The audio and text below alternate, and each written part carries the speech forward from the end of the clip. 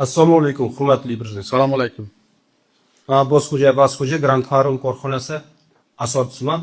25 yil burun farum sohasida hayot boshqacharoq edi. Har bir oyda bir marta proverka bo'lmasa hisob emas.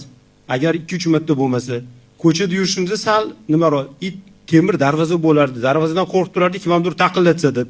Ishlashdan qo'rqib ishlaydi. An bemalol gapira olmasdi. Keyingisi hamma molni ham olib kelardi, rastamoshka ham qilardi. Orqasidan tamojni kelib, KTS qo'yardi, boshqa narsa qo'yardi. Naloglarimiz 50% dan baland edi.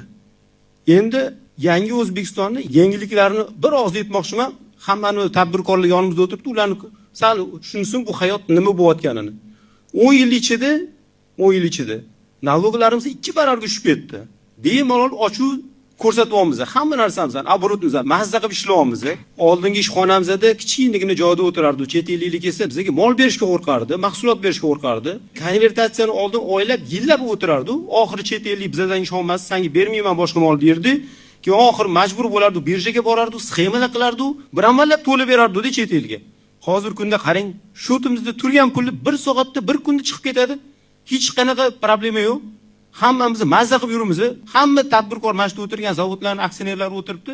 Hammasini oboroti milliard hammani ofitsialniy millioner qilib qo'ydingiz.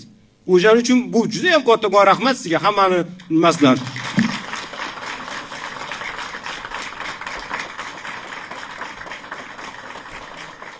Juda ham rahmat kattakon, sog' bo'ling. Shu производствоdan ishlashga ikkita masala bor edi, shunda yordam beravering. Marhamat. Bizda shu zavodimizdan ishlash uchun yo'l yo'q. Ikkinchisi svet. Ikkovini ham protokolga yozinglar. Infrastruktura bo'lmasa, bo'lmaydi bu ishlar. Umuman aziz, mana ko'rding qanday jo'shqinligi bilan gaplashyapsan.